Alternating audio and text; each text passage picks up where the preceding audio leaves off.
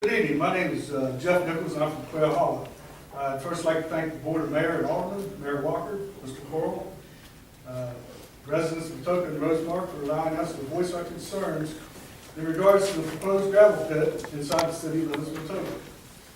First, I would like to ask all the residents here that the Mayor and the Board of Aldermen were gracious enough to give us the time to speak out, and that we do this in an orderly and respectful manner. We have had residents fill out comment cards, and many of us have the same concerns, and I promise you all the concerns will be brought up. What we would like to do is have 3 or 4 prepared statements, and then we will open up the floor to residents to speak. We will look through the cards and organize those so that the ones that have the same concerns are grouped together. You will hear how residents feel that their safety, their health, their quality of life, and financial well-being will be affected by the opposing gravel pit in our community. Once the meeting is complete, we'll make copies of all the cards presented to the city for consideration, as well as post them online. We would like to limit each person speaking to 2 to 3 minutes so we may get as many concerns raised as possible. Since we are not given a chance to speak on our own behalf in 2006, before they decided to approve the gravel pit, I would like to begin by giving a little bit of history of the gravel pit situation from 2005 until now. Is that agreeable, man? Yes, it is agreeable.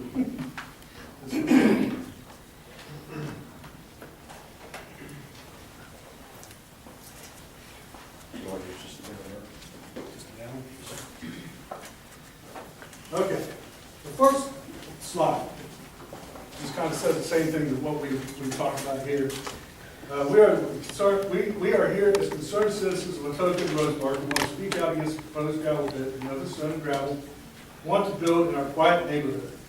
In this slideshow, you will see the timeline showing the history beginning with the purchase of land by MS&G in 2005 until the recent presentation. You will also see photos helping to explain why this is not a good thing for Atoka, as well as concerned citizens from the Atoka and Rosemark neighborhoods. As you can see, the full slideshow, or the full timeline, starts in March of 2005. And I'm going to go to the next slide because what I did was I blew it up for you. Memphis Stone Gravel purchased 175 acres of and leased approximately 500 more, give or take, in March of 2005.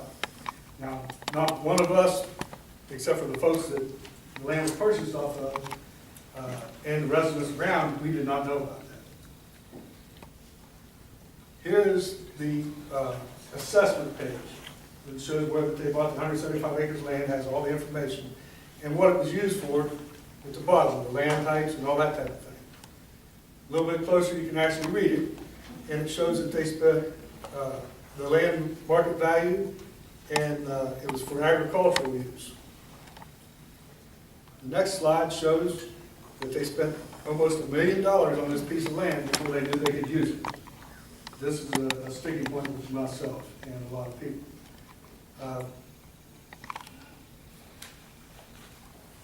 Slide number 7. The town of Atoka annexed Quail Hollow area to be mined in March 2006. Soon after, people came to me and said that there was a Board of Zoning Appeals meeting with Memphis Stone Gravel applying for the permit. In May of 2006, the Atoka Board of Zoning Appeals holds a meeting to vote on the Memphis Stone Gravel to approve their permit. The Board of Zoning Appeals held the meeting on May 18, 2006 to a packed house of residents who, just like myself, knew nothing of the gravel pit until right at that time.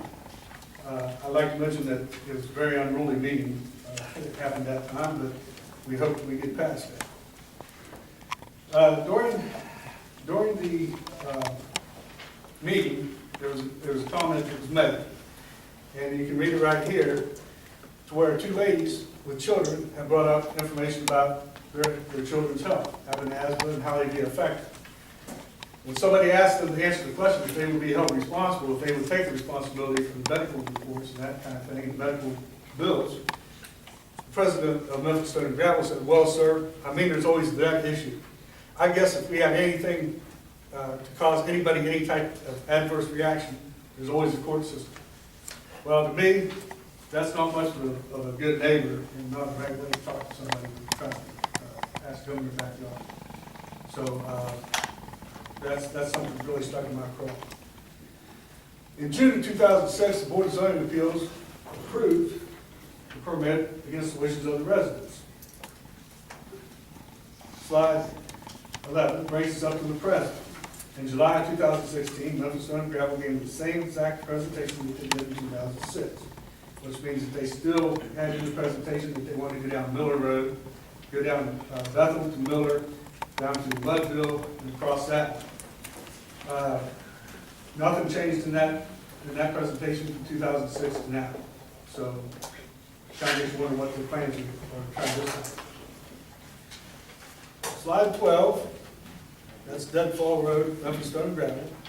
That's what it looks like from aerial. There's what the north plant looks like, number 13. And there's what their conveyor belt on the north plant looks like. The next slide shows the conveyor belt going across the road. Slide 16, you can see this is a picture from the road with no berms, the conveyor belt, and we do have video that shows how noisy this is. Okay? The reason we wanted to show this is because they said you're going to get, it's going to look beautiful. You're going to have berms, it's going to be beautiful, no noise. Well, right there you can see it doesn't. Number 17, I pulled this map, and every one of those highlighted areas right there is an area that is going to be affected by the gravel pit. Regardless of how we look at it, there's 130 that I counted, and that's probably an old map on Google.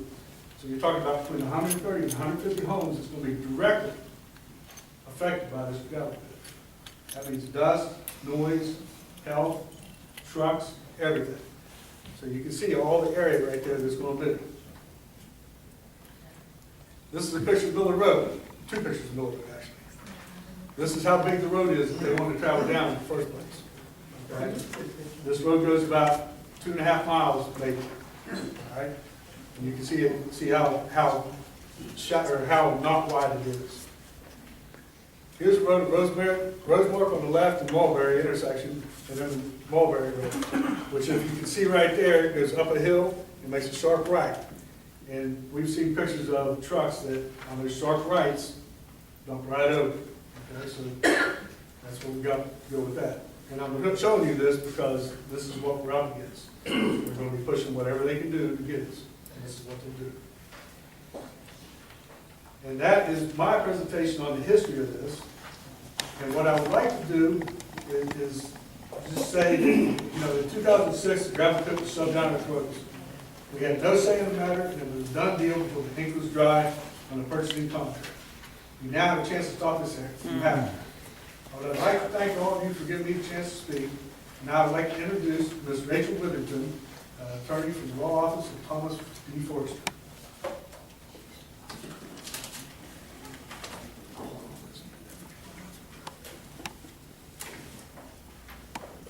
Thank you very much, and thank you, Mayor and Board, for allowing us to be here tonight. Would you state your name one more time? Rachel Witherington. Withington? Yes, sir. And kin to the Withingtons in Covington? Yes, sir, I am.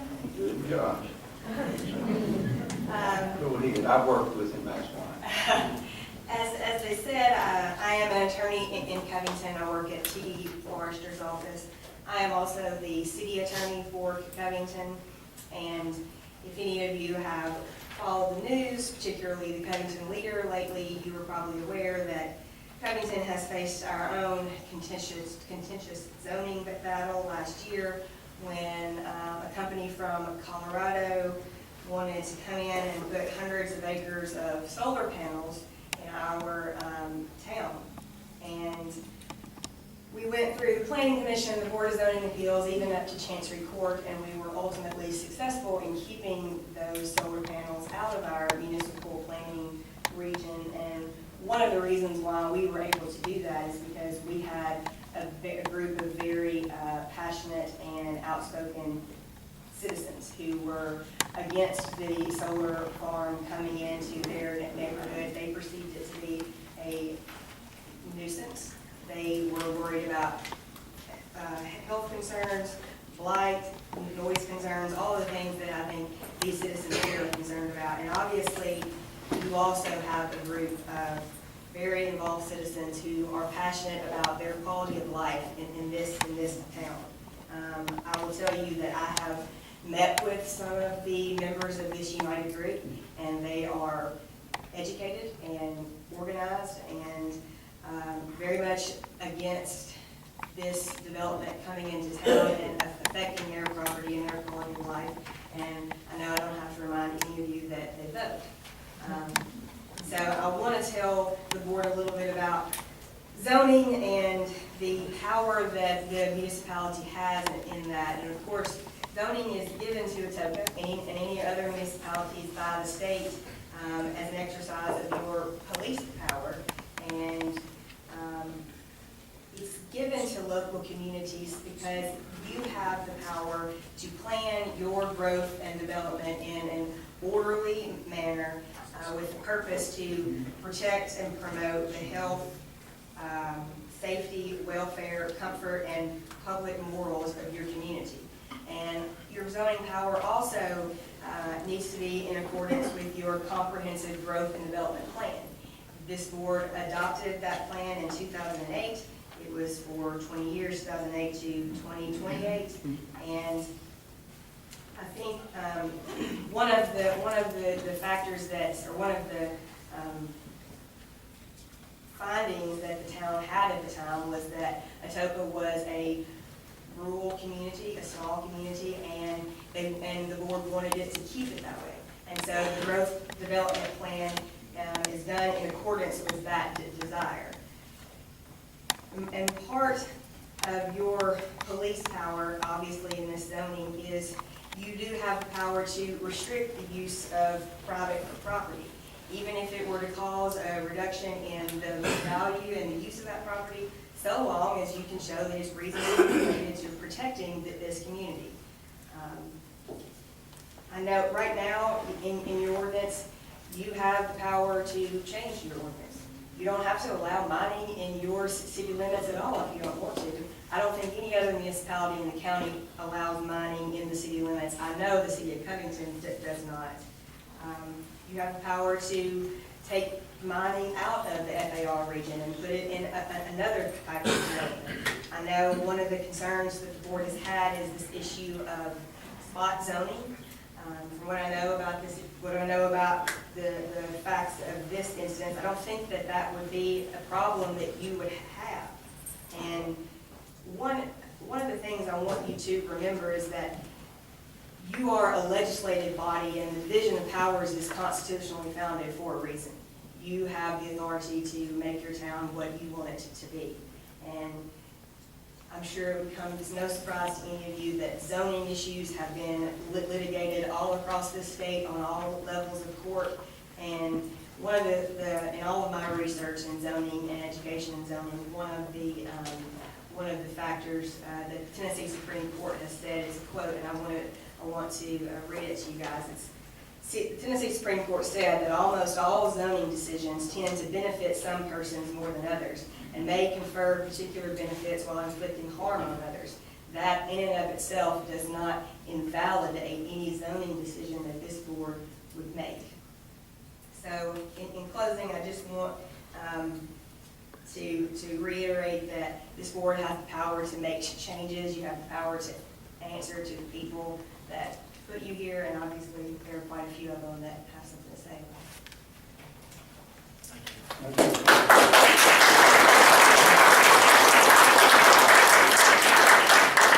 Mr. Mayor, just before we continue, just a point of order, and take nothing away from the comments just made, I would advise the board that the town's legal advice does need to come through the town attorney's office. And we obviously always hear from other folks, and we're welcome to do that, but the town's official legal advice comes through Mr. Johnson's office.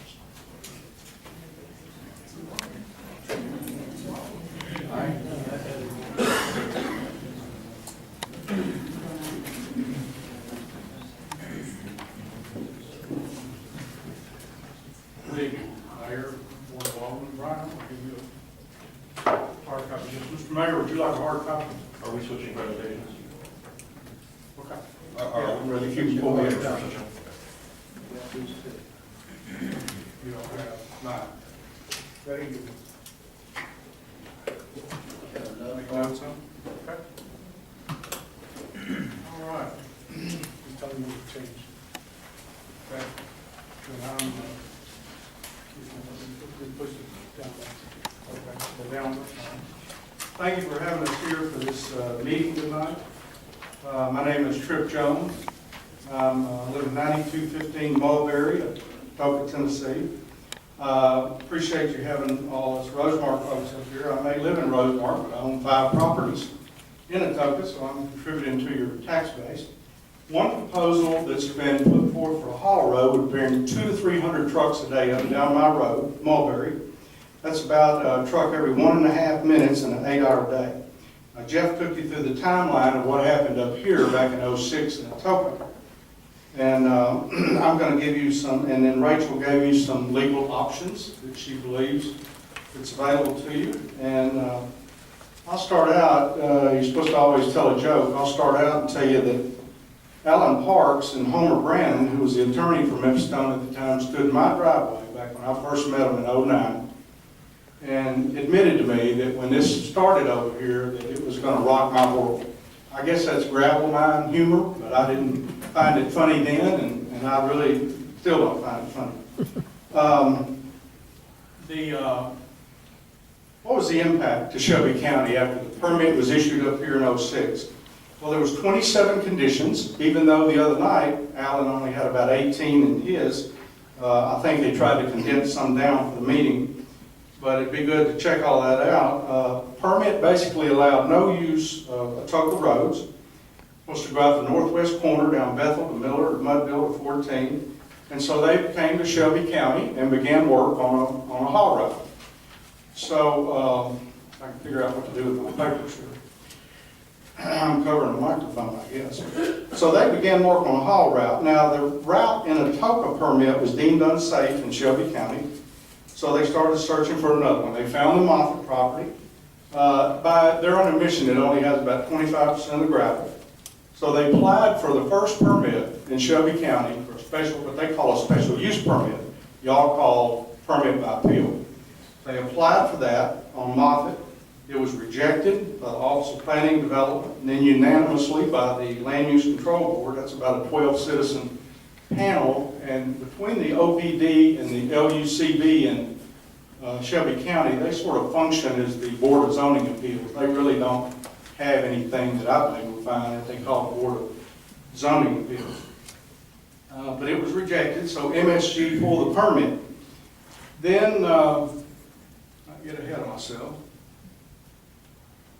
Then MSG reapplied for the special use permit in December of 2010 with improvements to the traffic plan. It was rejected again. I'm not going to take you through all the line items on my slide here. I've got a lot of information and I don't expect to speak or read every one of these items to you. You can read it.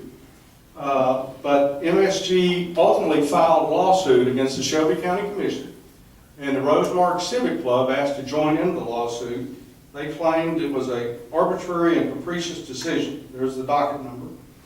The Shelby County decision was upheld in court on April 11th, and as far as we were concerned, the community won. Now, how did we do this? How did we prevail against this big company who for 100 years has basically gone into whatever community they wanted to? I don't know of a single time they've ever been turned down or denied a permit because they keep coming back. Once they invest in something and buy a piece of property or do this and that, they are hard to give up. So who weighed in against the gravel pit? Well, we had citizens that signed over 541 petitions, 2 resolutions from the Memphis mayor and aldermen, because we're in their reserve, Home Builders Association letter, Millington Chamber of Commerce, Rosemark School letter, Rosemark Civic Club, hundreds of phone calls, emails, and letters to elected officials, large groups that attended the Land Use Control Board. And I've got 4 volumes this thick, each one at home from the court case here. We hired an expert geologist. He came in and testified that this was absolutely not the last best gravel available in Shelby County, that it was good gravel, but there's gravel all over the Mississippi Valley. It may be the gravel they want after they spent $930,000 on a piece of land a year before it was ever zoned where it could be mined.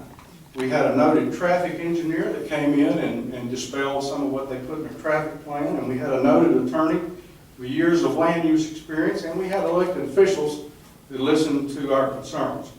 Now let's go back to Atoka again in 06 and review. I reviewed the minutes, over 120 pages of minutes from those meetings in 06. Mr. Mark Johnson and Bobby McDeal, two people that decided the fate of that permit.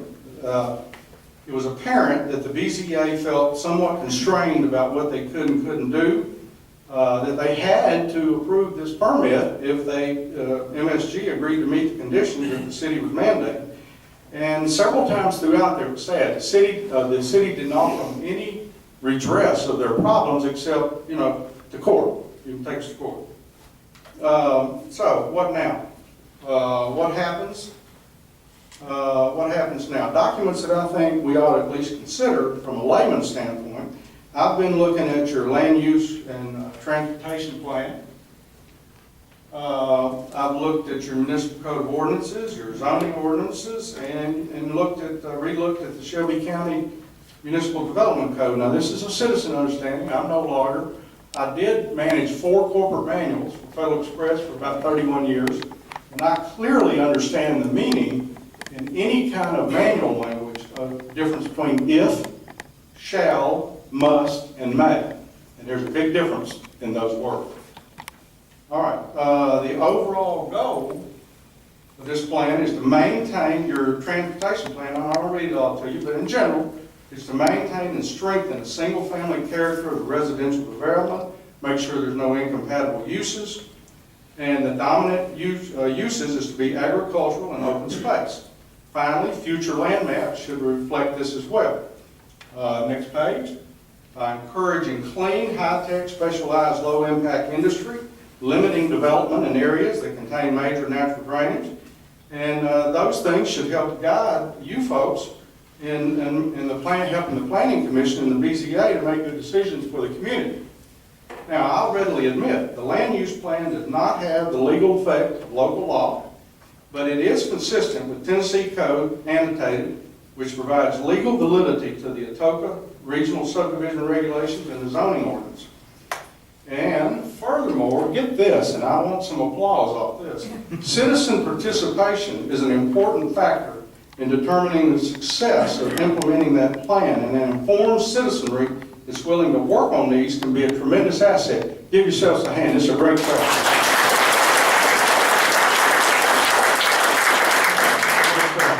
The Atoka Board bears most of the responsibility for the implementation of the land use plan. They have the authority, and I'm quoting, have the authority to adopt the appropriate strategies that will fulfill these goals. All right, so in going through the land use and transportation plan, I noticed in the back you've got a survey asking for things that a citizen might want: a library, swimming pool, businesses. There's 7 categories of businesses, including a barn, a tavern, or a club, but to my surprise, a gravel pit was not on that survey list. Your own charter, if I look at your charter of ordinances, declares that you have the power to prohibit, prevent, use of property, and all other things that might be detrimental to this community, the health, morals, comfort, convenience.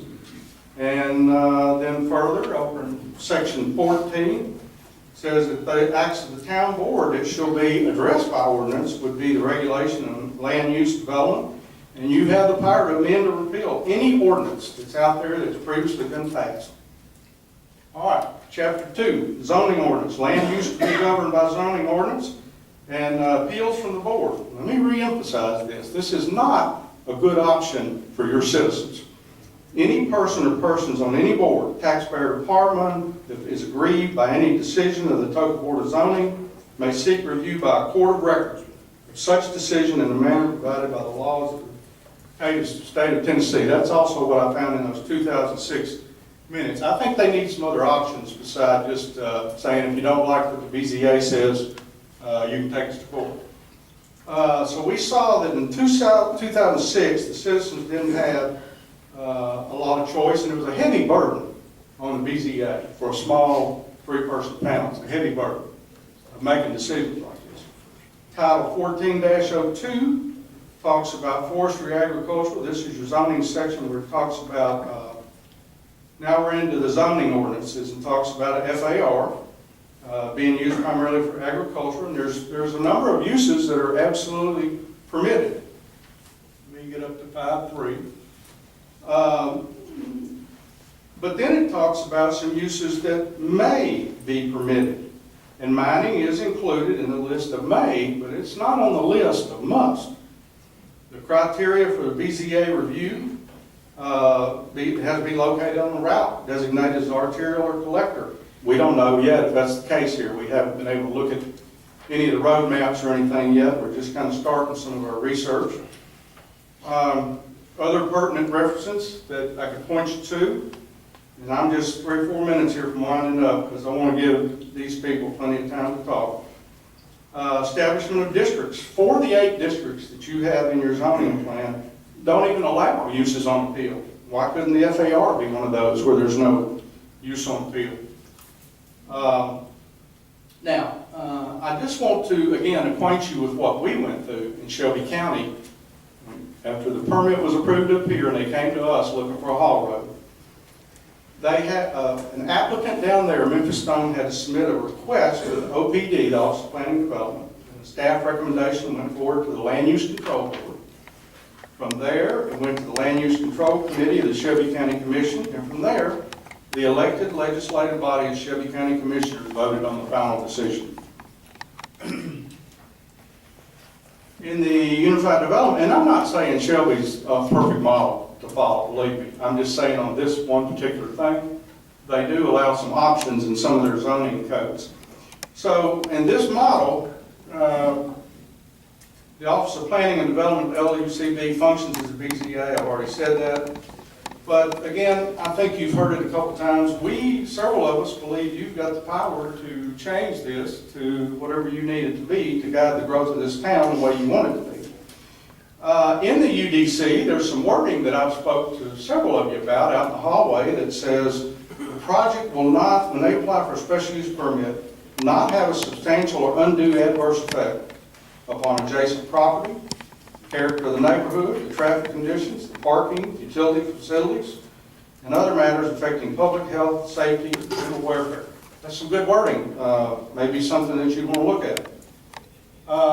In terms of litigation, unfortunately, in any business, litigation can happen, and Memphis Stone's no exception to that. It can go either way, people against them or them against people. Example is the litigation against Shelby County in 2012. There was one piece of litigation here that I've got copies of, I'd be willing to share. Is that in 2009, August 2009, the DeSoto County jury found him 20% liable for a $30 million lawsuit, where they sent out an overloaded truck and it killed one teenager and maimed the other one for life. A few months later, to nobody's surprise, the Good Neighbor trucking policy was born. So I guess my question to you as I wind up and give some time to other folks is that MSG has had 10 years on this permit. It seems to me like the time of this issue should be up. Are you going to allow more time for an industry that most people believe is not going to give back a lot to the city? And also I'd ask you, don't place all this burden on the BZA. Think about changing some things. It'd be easy, very easy, to just kick the can back down the road to Shelby County and hope that we can kill it again.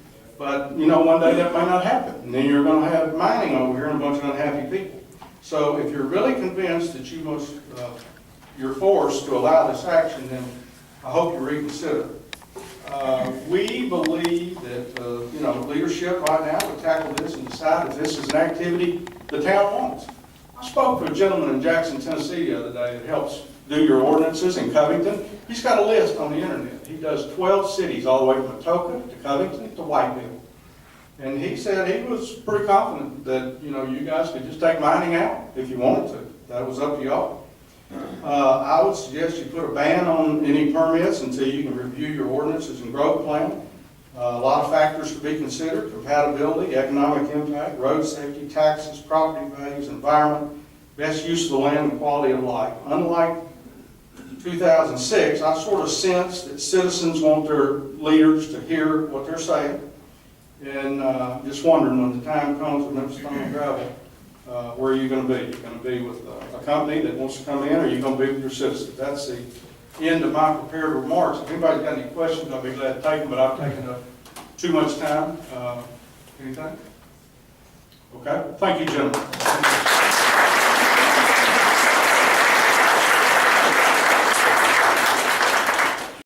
Good evening, my name is Curtis Mann.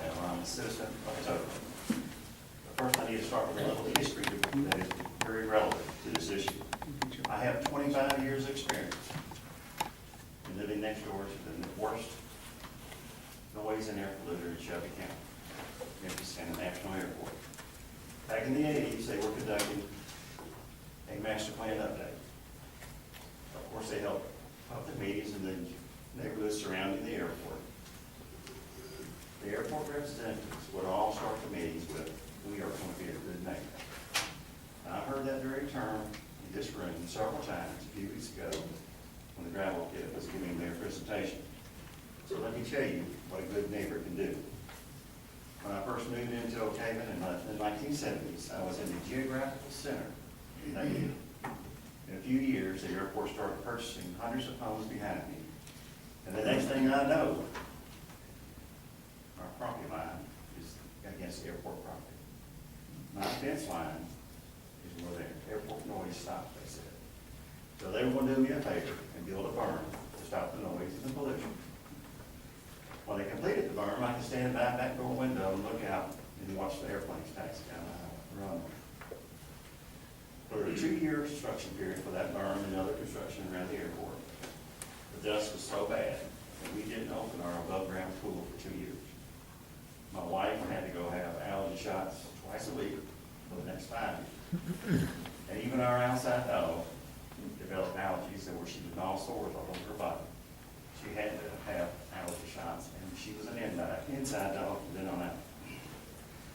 Obviously, the airport wasn't being a good neighbor. We all ended up in a class action lawsuit against the airport to force them to be a decent neighbor, not a good neighbor. So when I finally did sell my home and move up here, I got about half of what I figured the value was if I had lived in another neighborhood in a comfortable home. So what will be the negative impact on Atoka with my 25 years of experience? The first thing will be decline in property values should this gravel pit be planned. The neighbors or the area residents that bore the proposed site can already tell you about it. Land deals are not going through empty lots and things of this nature. Should the gravel pit be allowed, the property values of the Atoka citizens will reach far beyond the trace, I promise you. You will have real estate agents in Bartlett, Lakeland, Aldermen, Triangle, and Germantown telling buyers, don't buy in Atoka. They have a gravel pit within their city limits. You can't place an open mine in a residential area with approximately 10,000 citizens without affecting property values. A gravel pit creates a long-term, undesirable area for dense residential real estate for the next 20, 30 years.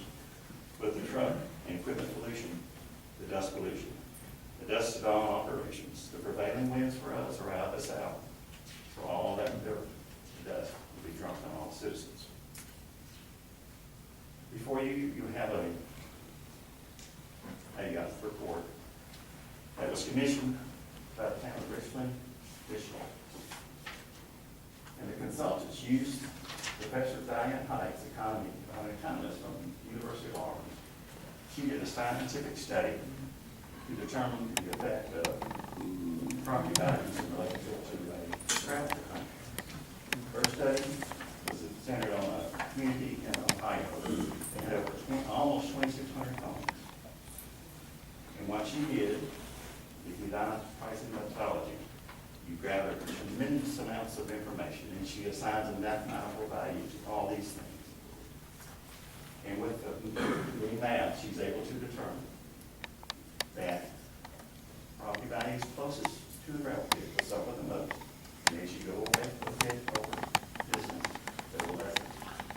But through her research, she was able to determine that a gravel pit will have a negative property value on a residential home for after 3 miles.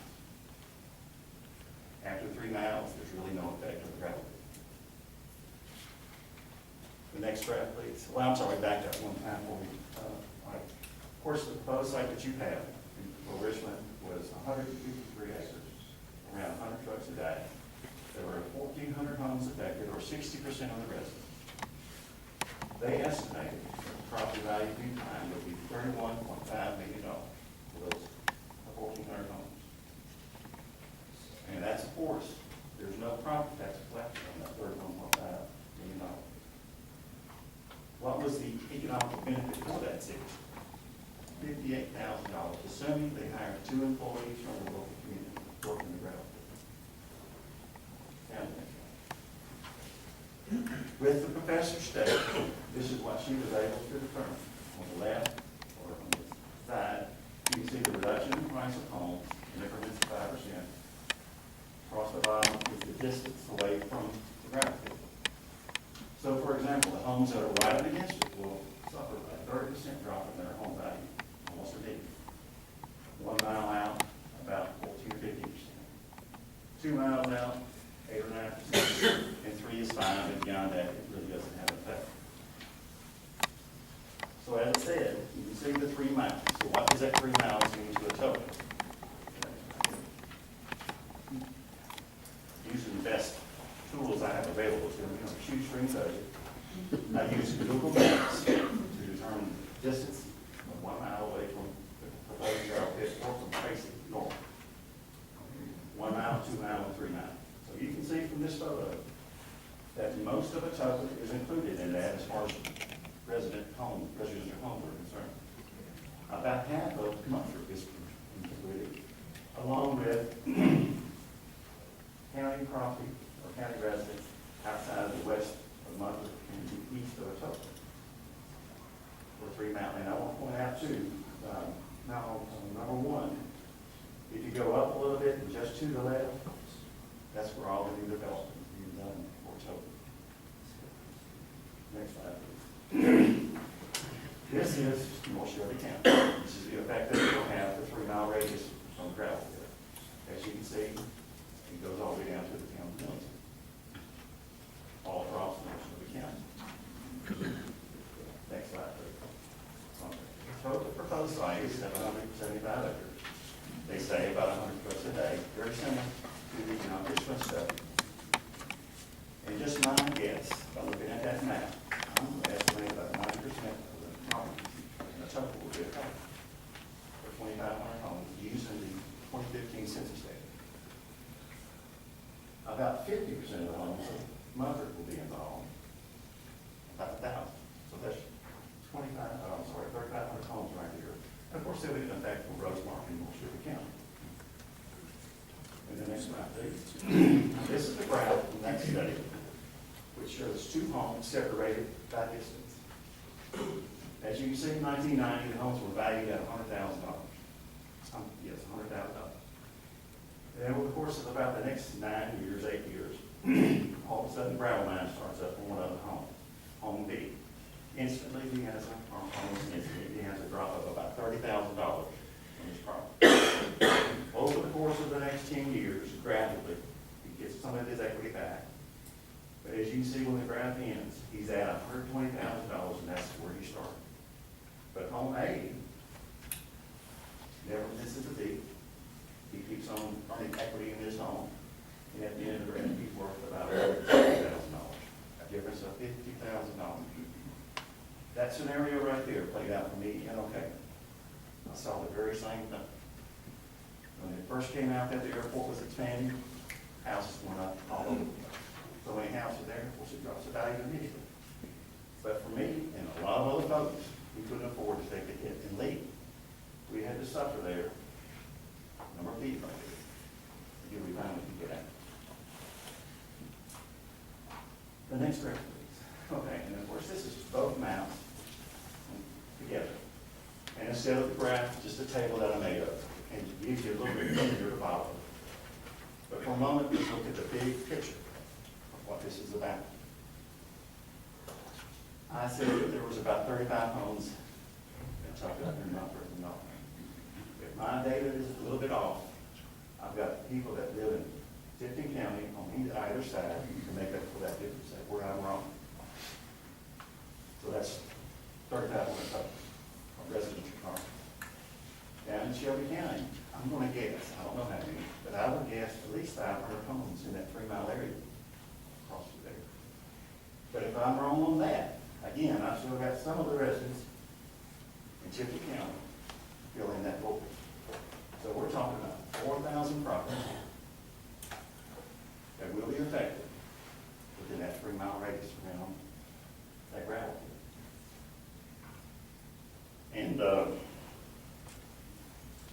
as I did my research and tried to find out how many homes gravel pit that had the most residential properties that were affected, the only one I could find that had a large number was the research that the professor did herself, almost 2,600 homes.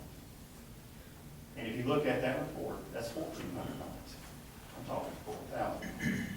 Of course, I have no way of determining that value or anything like that. But let's just assume, for the sake of tonight, that instead of 1,400 homes, that number was 4,000 homes. You can almost triple at $31.5 million. So now we're talking about $80 million to $100 million property value loss, along with all the taxes that come out.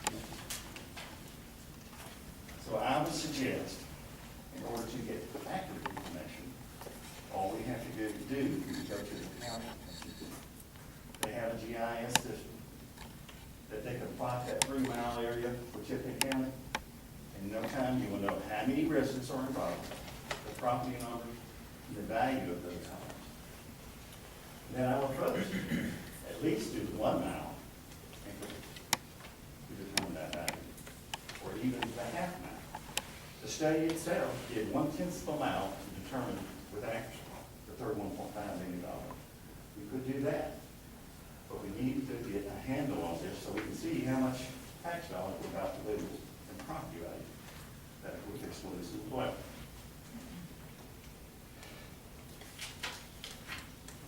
Not only will we suffer property value loss, we will suffer increased health problems, allergies, asthma, respiratory issues in the airport area citizens, especially for the young and the old. Possible skin irritation and eye irritation. Even our outside pets will suffer. And keep in mind, we have Atoka Elementary within the impact area, Atoka Rosemar. One child care center across the street from the gravel pit with 2 additional centers in Atoka city limits. The town of Atoka's exceptional reputation will be damaged, no doubt about it. Today, Atoka is an award-winning town, the most desirable community, or one of the most desirable communities in the nation. The town residents have invested millions of dollars to create a family-oriented community.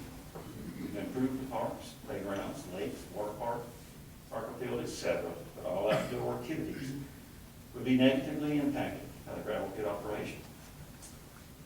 Atoka's outstanding reputation as a desirable community will be severely and irreparably damaged. In conclusion, if you're ever at a public meeting and the speaker says, "I'm going to be a good neighbor," you better start paying attention. Because something bad is going to happen somewhere. And although my 25 years of experience is dealing with an airport, you can just draw a line through the airport and pencil in gravel pit.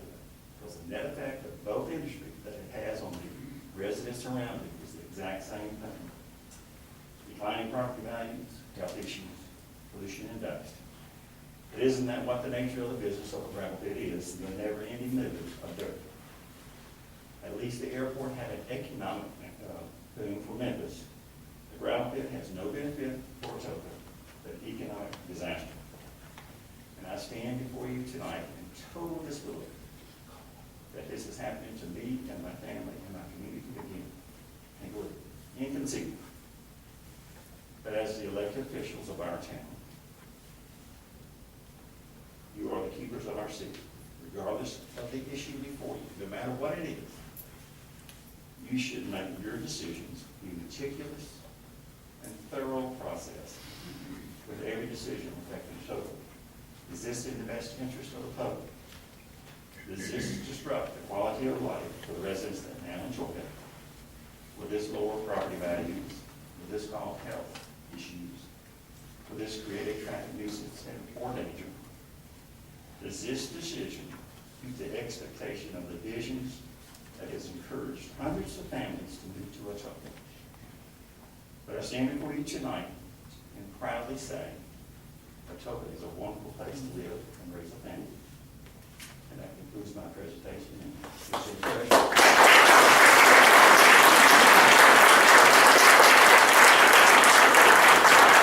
Thank you, sir, for your comments. Mr. Marshall Gordon?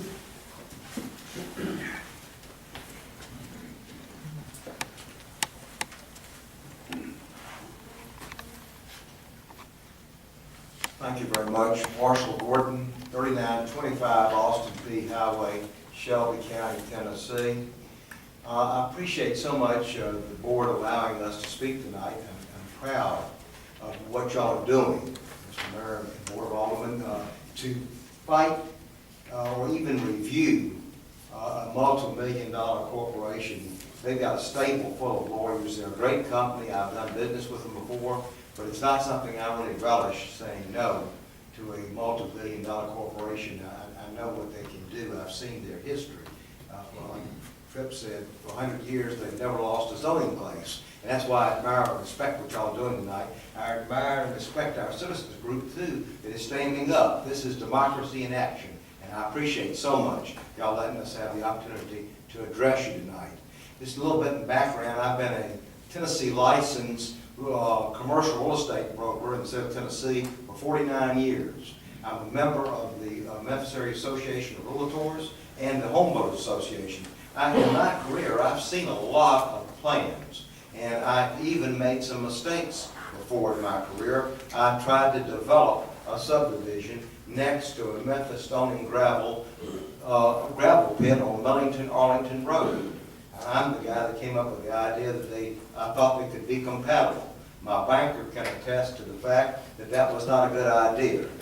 That slowed everything down. It was a bad situation. But I can't blame Memphis Stone Gravel for that mistake I made. They were there before I got there. But this case is not the same. I have a family farm that was left to me and my family on Mulberry Road, right near the intersection of Austin P. Highway. I'm just right west of that intersection. It looks like that I'm going to have Memphis Stone Gravel for another neighbor with 300 trucks on an 18-wide road. The Millington-Arlington location, that road is 22 feet, but we have no shoulder. And the people that we sold the lots to tell me they have to jump in the ditch when the big, massive truck comes by. I don't want my son and daughter-in-law who want to build a house out there with my 4-year-old grandson, I don't want them to have to jump in the ditch. I'm asking you to please review this. Protect the citizens of Atoka and protect the citizens that want to develop in this area and want to move in this area. This is not something that we need to put profit ahead of safety. The last time we had this before y'all, the Sheriff's Department testified about the head-on collisions about Austin P. Highway. I know I'm talking to the choir here because y'all have to drive it every day. I tremble when I drive on Austin P. Highway, and you're talking about adding 300 trucks to Austin P.'s traffic load.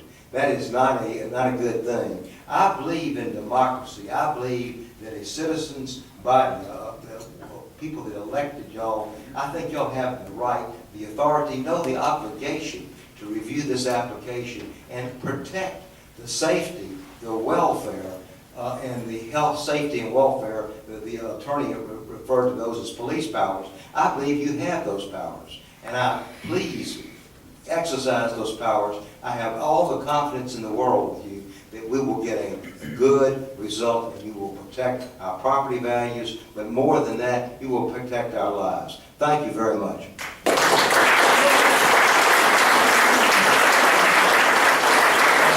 Mr. Tommy Whitlock?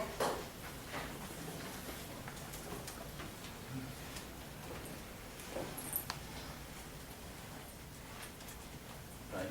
Hey, Brian, would you give this to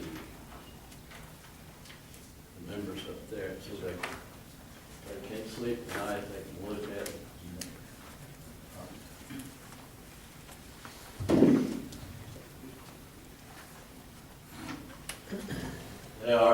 had overheads there, but that's your own personal copy. My name is Tommy Whitlock. I live in Millington. I'm a realtor, and we have the RE/MAX franchise for this area. We've got over 50 years of experience between Ginger, me, and Rachel Crawley, who lives in Atoka. First of all, I want to thank you, Mayor, and the board for the outstanding job that you're doing here in Atoka. Because this is my work area. Although I live in Millington, this is my work area, and this is where I make my living. I served with Brian on the South Pitman Chamber for a couple of years with Rosemary. My heart is here, and you've developed a model city thanks to Charles Parker, Mayor Walker, you as a board member. Now I know that you wake up every day thinking about how can I keep my city safe, how can I keep my values, and that sort of thing. And I've sat on the Millington Board of Aldermen for 20 years, and so I know where you are. I know your difficulties that you have when you look out and see a whole room full of people. You don't really know they're for you or against you. But all in all, they're here to support what you do. And the gentleman here has pretty well explained the impact that it had. But I have a personal interest in this because I grew up in this area. If you know where Little Texas is, I used to bird hunt over there. I used to bird hunt on a lot of that land that is now barren wasteland. And all you have to do is get in your car and drive down to Barrett Elementary and go south from there. You can't really see what's going on or what's been going on for years and years and years. And those people have every right to exercise their business. But I think our business here is to protect the people. And like I said, this has been going on for many, many years. There's nothing but just, you see the impact and the size of that monster. There's actually two of them down there. And you drive down the road, you don't see that. You see, the facade of berms and trees that they plant. And the promise is, well, that once we're through, we'll have this back like it was and better. But that's, as you can see from the aerial photos, that's not the case. It's a lot of red water, a lot of rust. It's on the streets, it's on the roads, and this is permanent. This is permanent. It's not something that'll happen and then go away. So I would say, at this point, I would appreciate that you take a lot of time considering this. But the people of Atoka, Rosemark, Munford, whatever in that area, they don't deserve this. They've suffered long enough. And I appreciate the time that you gave me here tonight. Thank you.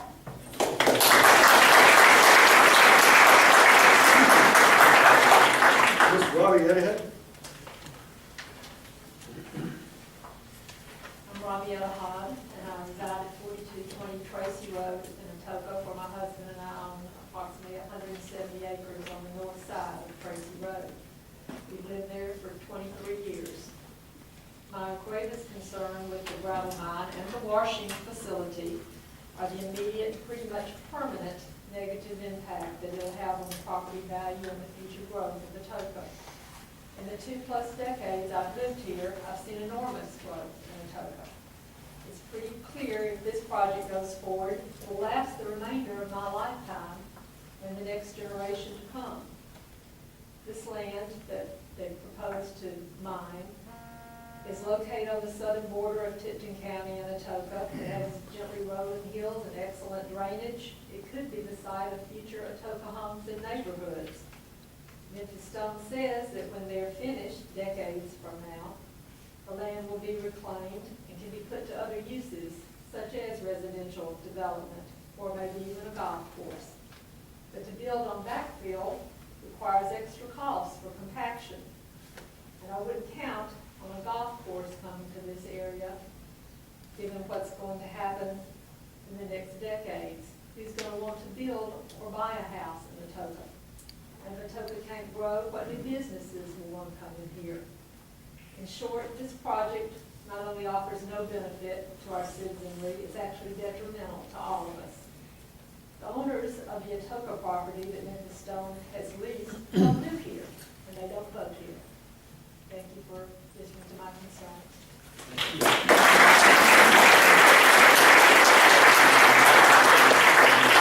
Mr. Britton White? Jeff, it's hour 30 minutes already. We're right there. No, it was. Stop. That's an hour. I checked it first. Good evening, my name is Britton White, and I live at 10,095 Santa Rosa Drive. I am a Shelby County resident, but I back up to Tippett County, so love where I live. In my hand, I have a copy of the lawsuit filed by Lehman Roberts, parent of Memphis Stone Gravel, against the town of Atoka, filed June 15, 2015, related to an asphalt project the city awarded Lehman Roberts in October of 2013. Lehman Roberts is seeking $118,233.86 for work, labor, and materials incorporated into the Mead Lake Road resurfacing project, even though the work was not in the original scope of work, as originally agreed to by both parties. Lehman Roberts asserts the city agreed to the additional work.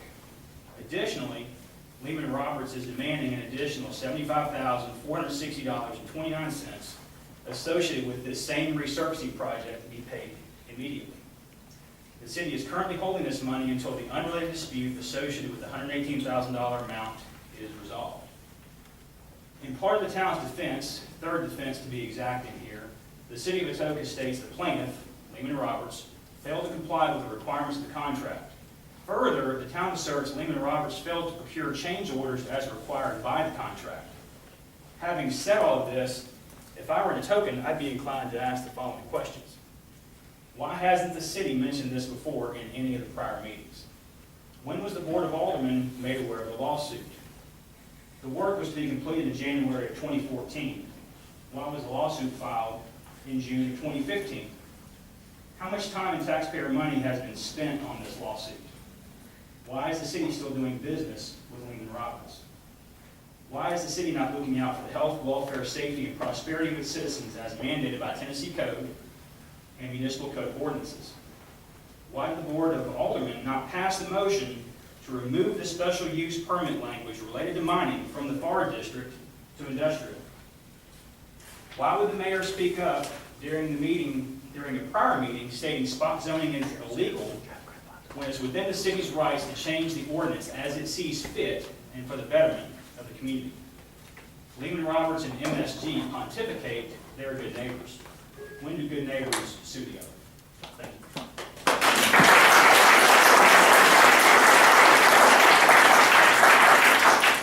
Mr. Scott Southall?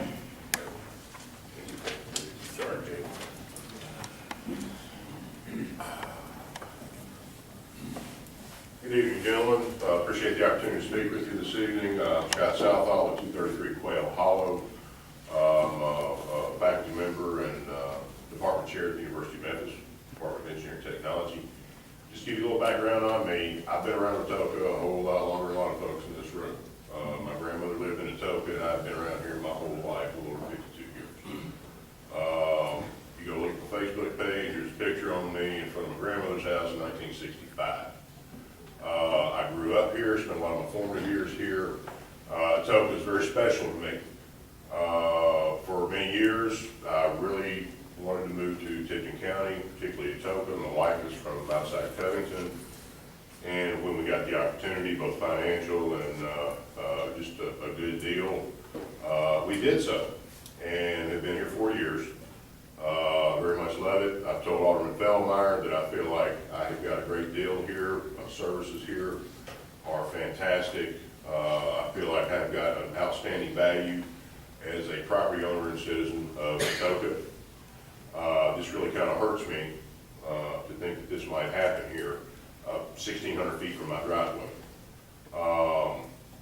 As has been stated, and I hope this has been educational for all you gentlemen, because sometimes I feel like we, as the folks who would be affected by this, have a better knowledge and understanding of the zones and ordinances, of the zoning ordinances and so forth, that exist for the town of Atoka, than some of the folks.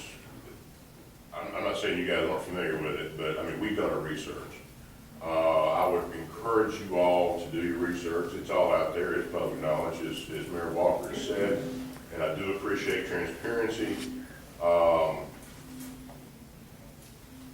You guys have within your right, within your power, the ability to go back, take another look at the recommendation of the Board of the Planning Commission to remove the mining language as a text amendment from the forestry, agricultural, and residential zoning areas.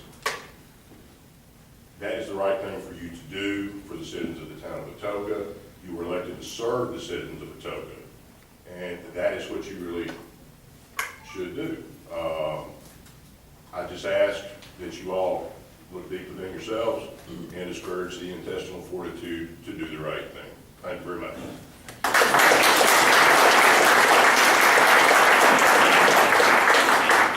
Mr. Bart Boger?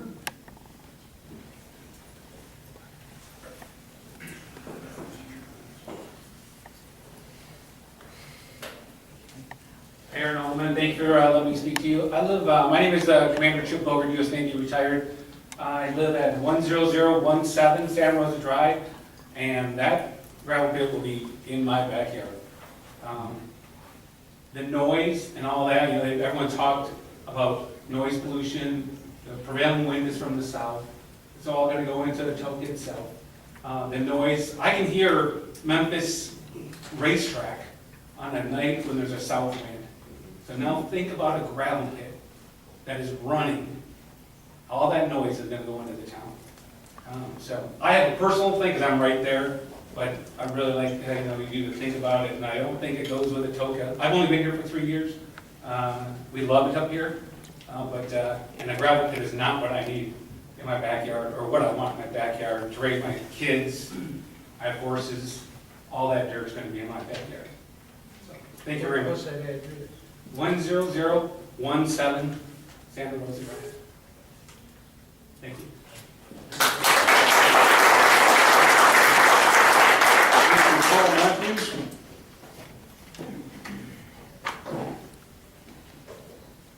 Paul Matthews?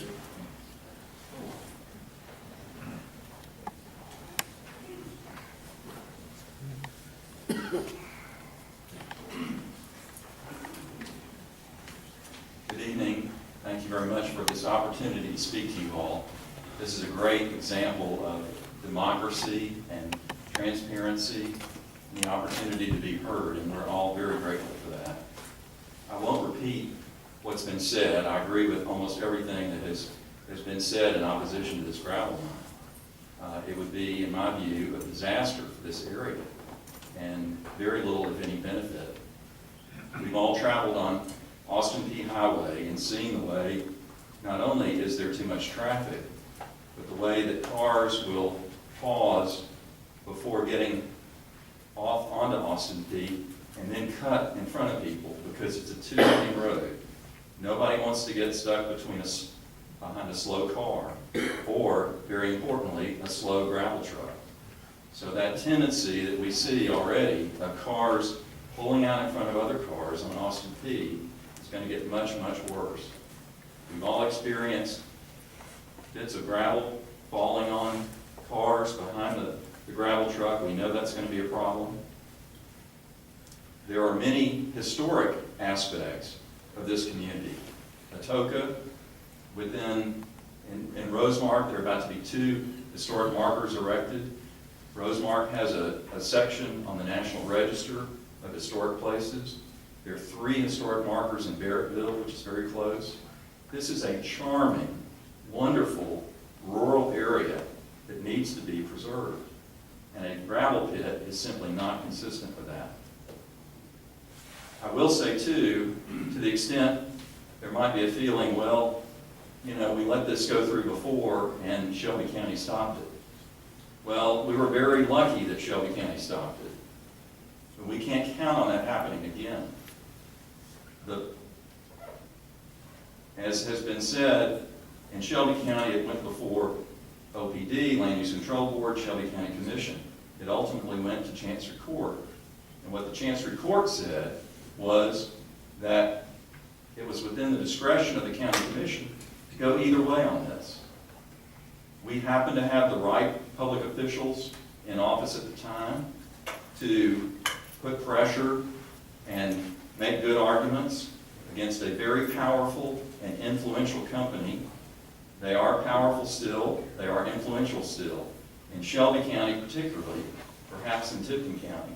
So we so much need you all to stop it here rather than counting on what may or may not happen in Shelby County later on.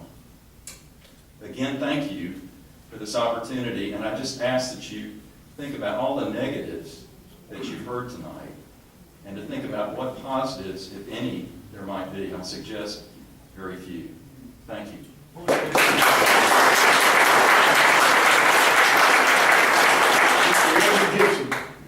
Sir, what was your address? 8993 Barrett Road, Barrettville.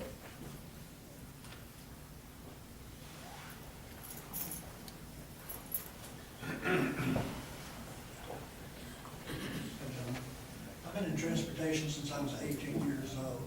These, I'm sorry, 311 Williamsburg, some people know. The requirement for DOT on a truck, the widest it can be is 8.5 feet. The narrowest an urban street can be is 11 feet. We don't have urban streets, we have farm streets. They're not that wide. That really narrows the gap of error. Your Joe pick up his microphone, whatever. Those roads are not designed for the weight of a commercial big truck. They get paid by the yard.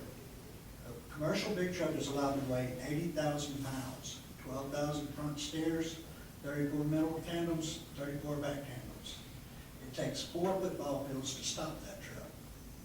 It takes 4 seconds for a driver to react, put his brake, put on the brake, and the system to charge. My concern is the safety of these people behind me. I trust you guys to make a good decision, but these people have no idea. My truck just got hit by a lug nut from a gravel truck not too long ago. I posted a picture of it. I'm sure that driver came in and did just the thing I was as guilty of. Kicked the tires like the tires won't work.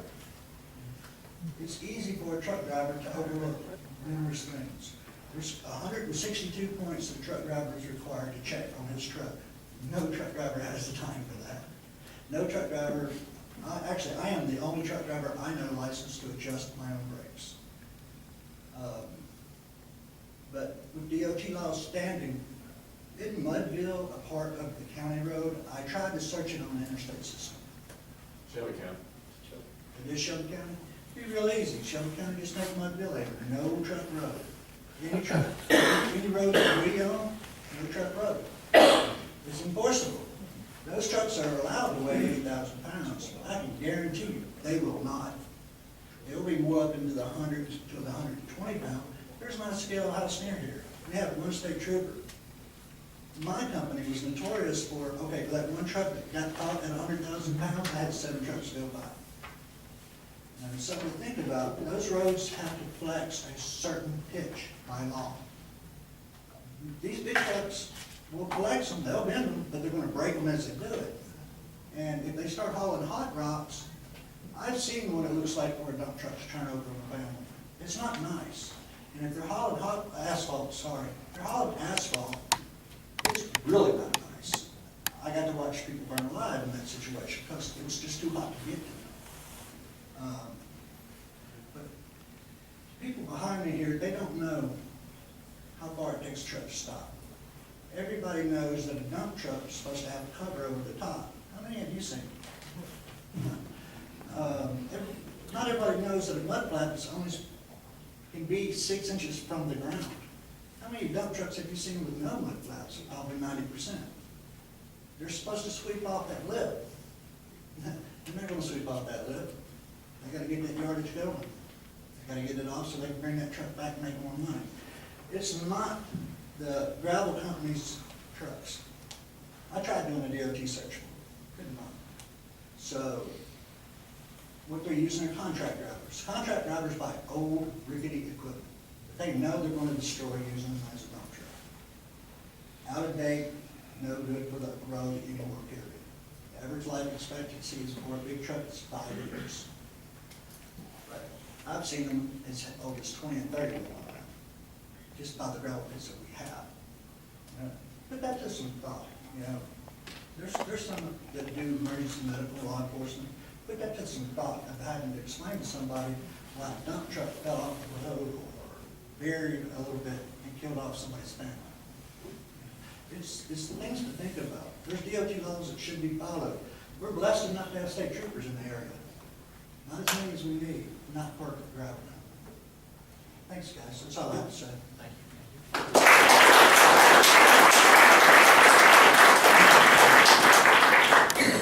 Is there anybody else that wanted to speak that hadn't had a chance yet? Well, if nobody else is wanting to speak, what I'd like to do is I'd like to ask for applause for anybody that's for the gravel pit. Anybody?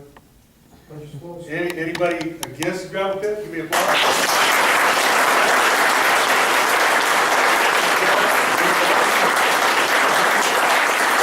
Thank you all for having us here, and I think we've been. Thank you.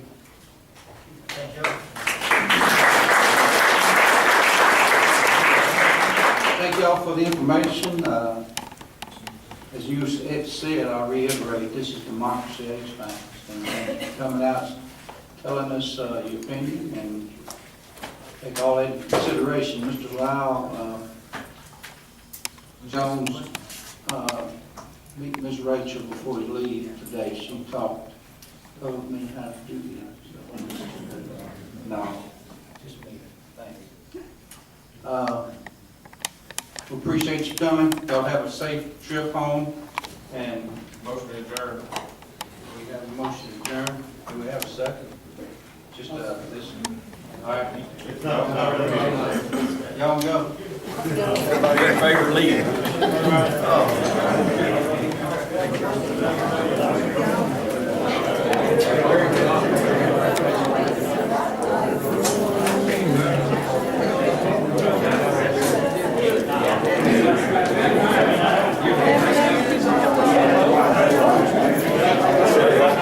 I guess I can turn this off now, I guess. I don't know.